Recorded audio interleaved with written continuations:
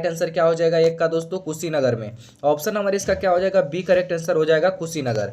अब चलिए दोस्तों देख लेते हैं अगला प्रश्न को ध्यान से देखेंगे। यहाँ पर देखेंगे दोस्तों दूसरा प्रश्न को ध्यान से, लेंस बनवाने में किसका प्रयोग नहीं किया जाता है। काफी इंपोर्टेंट प्रश्न है दोस्तों, लेंस बनवाने में किसका प्रयोग नहीं किया जाता है। सिलिकॉन को नहीं किया जाता है कि कांच का नहीं किया जाता है कि मिट्टी का कि प्लास्टिक का। यहाँ पर 4 ऑप्शन दिया हुआ दोस्तों, इसमें से बताना है कि किसका नहीं किया जाता है। यहाँ प्रश्न क्या बोल रहा है दोस्तों, लेंस बनवाने में किसका प्रयोग नहीं किया जाता है, तो यहाँ पर मिट्टी का नहीं किया जाता है। काफी इंपोर्टेंट प्रश्न था दोस्तों, ऑप्शन नंबर इसका सी करेक्ट आंसर हो जाएगा।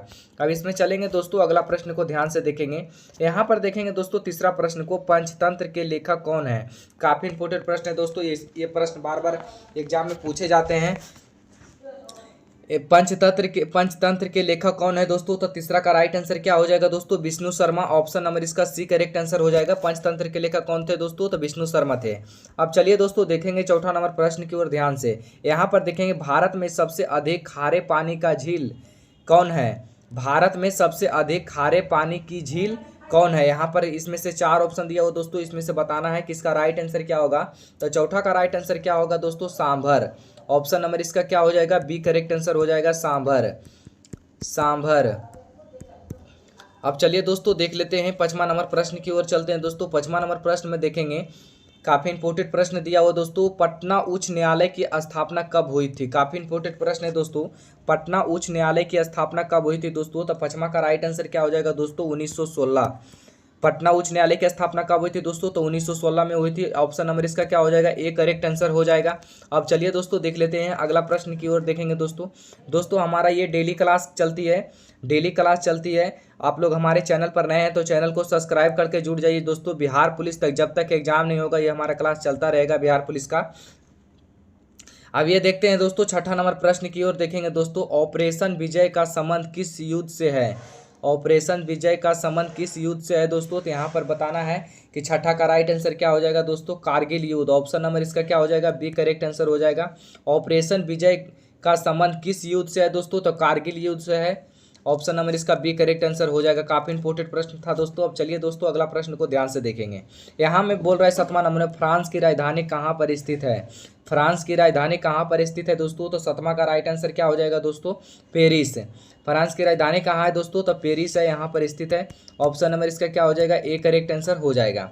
अब चलिए दोस्तों देख लेते हैं अगला प्रश्न की ओर ध्यान से देखेंगे। काफी इंपोर्टेंट प्रश्न दिया हुआ दोस्तों, परमाणु ऊर्जा आयोग का गठन कब किया गया था। काफी इंपोर्टेंट प्रश्न है, यहाँ पर बताना है परमाणु ऊर्जा आयोग का गठन कब किया गया था दोस्तों, तो 8वां का राइट आंसर क्या हो जाएगा दोस्तों आप लोग कमेंट में बताइए। ऑप्शन नंबर इसका क्या हो जाएगा सी हो जाएगा 1948। 1948 ऑप्शन नंबर इसका सी करेक्ट आंसर हो जाएगा। परमाणु ऊर्जा आयोग का गठन कब किया गया था दोस्तों, तो 1948 में किया गया था। काफी इंपोर्टेंट प्रश्न था दोस्तों। अब चलिए दोस्तों देखेंगे अगला प्रश्न की ओर चलते हैं। अगला प्रश्न में देखेंगे, काफी इंपोर्टेंट प्रश्न है, आप लोग कमेंट में बताते चलिए। लास्ट में बताइएगा दोस्तों कि 30 में से आप कितने सही किए हैं, कमेंट में जरूर बताइएगा। वीडियो अच्छा लगेगा दोस्तों तो लाइक लास्ट में एक जरूर कर दीजिएगा। यहाँ पर देखेंगे दोस्तों 9वां नंबर प्रश्न में, महात्मा गांधी जी ने दांडी यात्रा कब शुरू किए थे। काफी इंपोर्टेंट प्रश्न है दोस्तों, महात्मा गांधी जी ने दांडी यात्रा कब शुरू किए थे दोस्तों, तो 9वां का राइट आंसर क्या हो जाएगा 1930 में। 1930 ऑप्शन नंबर इसका क्या हो जाएगा दोस्तों 1930 में ऑप्शन नंबर इसका क्या हो जाएगा ए करेक्ट आंसर हो जाएगा। अब चलिए दोस्तों देखेंगे अगला प्रश्न की ओर ध्यान से देखेंगे। यहाँ पर बोल रहा है 10वां में, भारत की सबसे लंबी नदी कौन सी है। काफी इंपोर्टेंट प्रश्न है दोस्तों, भारत की सबसे लंबी नदी कौन सी है दोस्तों, तो 10वां का राइट आंसर क्या हो जाएगा दोस्तों गंगा। भारत की सबसे लंबी नदी पूछेगा तो क्या हो जाएगा दोस्तों गंगा हो जाएगा। ऑप्शन नंबर इसका सी करेक्ट आंसर हो जाएगा। अब चलिए दोस्तों देखेंगे 11 नंबर प्रश्न की ओर देखेंगे दोस्तों। यहाँ पर देखेंगे कि 11 नंबर प्रश्न में, जनगणना 2011 के अनुसार बिहार की साक्षरता दर क्या था। काफी इंपोर्टेंट प्रश्न है दोस्तों, जनगणना 2011 के अनुसार बिहार की साक्षरता दर क्या था दोस्तों, तो 11 का राइट आंसर क्या हो जाएगा दोस्तों ए। ऑप्शन नंबर ए इसका हो जाएगा 61.80%। 61.80% यहाँ पर काफ़ी इंपोर्टेंट प्रश्न था दोस्तों। ये भी प्रश्न पूछा हुआ प्रश्न है दोस्तों, आपको याद रखना बहुत जरूरी है। अगर पूछ दिया जनगणना 2011 के अनुसार बिहार की साक्षरता दर क्या था, तो क्या लिखना है दोस्तों 61.80%। काफ़ी इंपोर्टेंट प्रश्न था दोस्तों। अब चलिए दोस्तों देख लेते हैं अगला प्रश्न की ओर चलेंगे। यहाँ पर देखेंगे दोस्तों 12 नंबर प्रश्न में बताना है किसका राइट आंसर क्या होगा? 12 में कह रहा है लोकसभा सदस्य बनने की न्यूनतम आयु क्या है? लोकसभा सदस्य बनने की न्यूनतम आयु क्या है दोस्तों? तो 12 का राइट आंसर क्या हो जाएगा दोस्तों? 25 वर्ष। 12 का क्या हो जाएगा दोस्तों? 25 वर्ष हो जाएगा। काफ़ी इंपोर्टेंट प्रश्न था दोस्तों। अब चलिए दोस्तों देख लेते हैं अगला प्रश्न की ओर ध्यान से देखेंगे। यहाँ पर बताना है दोस्तों, दुधवा राष्ट्रीय उद्यान कहाँ स्थित है? दुधवा राष्ट्रीय उद्यान कहाँ स्थित है दोस्तों? तो यहाँ पर क्या हो जाएगा? उत्तर प्रदेश। ऑप्शन नंबर इसका क्या हो जाएगा? एक करेक्ट आंसर हो जाएगा उत्तर प्रदेश। दुधवा बोले तो उत्तर प्रदेश, दुधवा तो उत्तर प्रदेश। ऑप्शन नंबर इसका क्या हो जाएगा? एक करेक्ट आंसर हो जाएगा। अब देखेंगे अगला प्रश्न की ओर चलेंगे। यहाँ पर बताना है 14 नंबर प्रश्न में, गांधी जी की फोटो नोट पर कब से आना शुरू हुई? काफ़ी इंपोर्टेंट प्रश्न है दोस्तों। गांधी जी की फोटो नोट पर कब से आना शुरू हुई थी दोस्तों? तो 14 का राइट आंसर क्या हो जाएगा दोस्तों? 1996 में।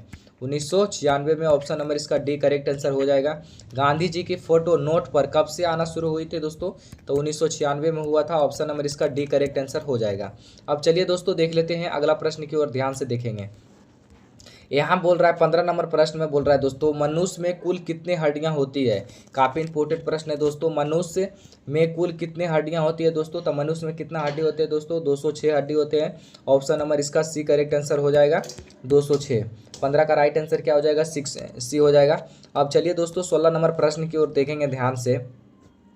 यहाँ पर बोल रहा है विश्व जनसंख्या दिवस कब मनाया जाता है? काफ़ी इंपोर्टेंट प्रश्न है दोस्तों। विश्व जनसंख्या दिवस कब मनाया जाता है दोस्तों? तो 16 का राइट आंसर क्या हो जाएगा दोस्तों? 16 का राइट आंसर हो जाएगा 11 जुलाई को। 11 जुलाई को विश्व जनसंख्या दिवस कब मनाया जाता है दोस्तों? तो 11 जुलाई। ऑप्शन नंबर इसका एक करेक्ट आंसर हो जाएगा। अब चलिए दोस्तों 17 नंबर प्रश्न की ओर देखेंगे ध्यान से।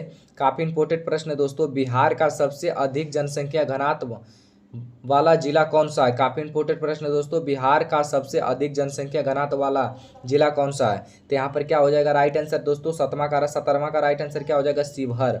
ऑप्शन नंबर इसका सी करेक्ट आंसर हो जाएगा शिवहर। अब चलिए दोस्तों देख लेते हैं अगला प्रश्न देखेंगे। यहाँ पर 18 नंबर प्रश्न की ओर चलेंगे देखेंगे।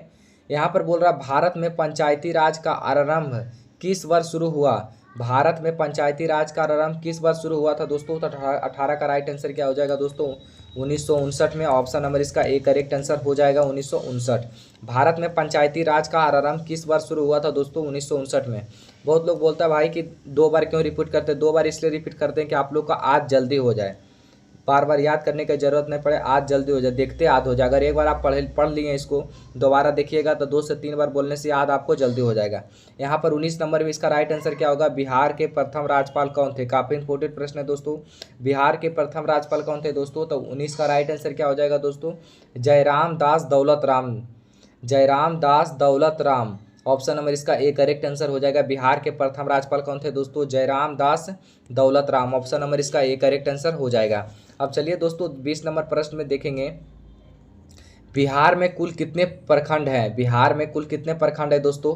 तो यहाँ पर क्या हो जाएगा दोस्तों? 525 हो जाएगा। ऑप्शन नंबर इसका बी करेक्ट आंसर हो जाएगा। 20 का राइट आंसर क्या होगा? बिहार में कुल कितने प्रखंड है दोस्तों? तो 525 प्रखंड है हमारे पूरे बिहार में। अब चलिए दोस्तों देख लेते हैं 21 नंबर प्रश्न की ओर देखेंगे दोस्तों। जामा मस्जिद का निर्माण किसने करवाया था? जामा मस्जिद का निर्माण किसने करवाया था दोस्तों? तो 21 का राइट आंसर क्या हो जाएगा दोस्तों? सी हो जाएगा शाहजहां ने। क्या किसने करवाया था दोस्तों? शाहजहां ने। शाहजहां ने। ऑप्शन नंबर इसका सी करेक्ट आंसर हो जाएगा। अब चलिए दोस्तों देखेंगे अगला प्रश्न की ओर देखेंगे। 22 नंबर प्रश्न में बताना है किसका राइट आंसर क्या होगा? विजयनगर साम्राज्य की राजधानी कहाँ थी? विजयनगर साम्राज्य की राजधानी कहाँ थी दोस्तों? तो ऑप्शन नंबर इसका क्या हो जाएगा दोस्तों? 22 का राइट आंसर हो जाएगा हम्पी। ऑप्शन नंबर इसका एक करेक्ट आंसर हो जाएगा हम्पी। अब चलिए दोस्तों देखेंगे 23 नंबर प्रश्न में देखेंगे, ध्यान से देखिएगा दोस्तों, इसका राइट आंसर बताने का प्रयास कीजिएगा। बिहार में तेल शोधक कारखाना कहाँ है? बिहार में तेल शोधक कारखाना कहाँ है दोस्तों? तो यहाँ पर बताना है 23 का राइट आंसर क्या हो जाएगा दोस्तों? बरौनी में। बरौनी में है बिहार में तेल शोधक कारखाना कहाँ है दोस्तों? तो बरौनी में है। ऑप्शन नंबर इसका डी करेक्ट आंसर हो जाएगा। अब चलिए दोस्तों देखेंगे 24 नंबर प्रश्न की ओर। यहाँ पर देखेंगे दोस्तों, यहाँ पर बताना है लोकसभा के कम से कम कितने सत्र बुलाए जाते हैं?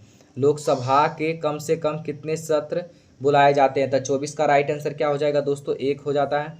वर्ष में 2 बार।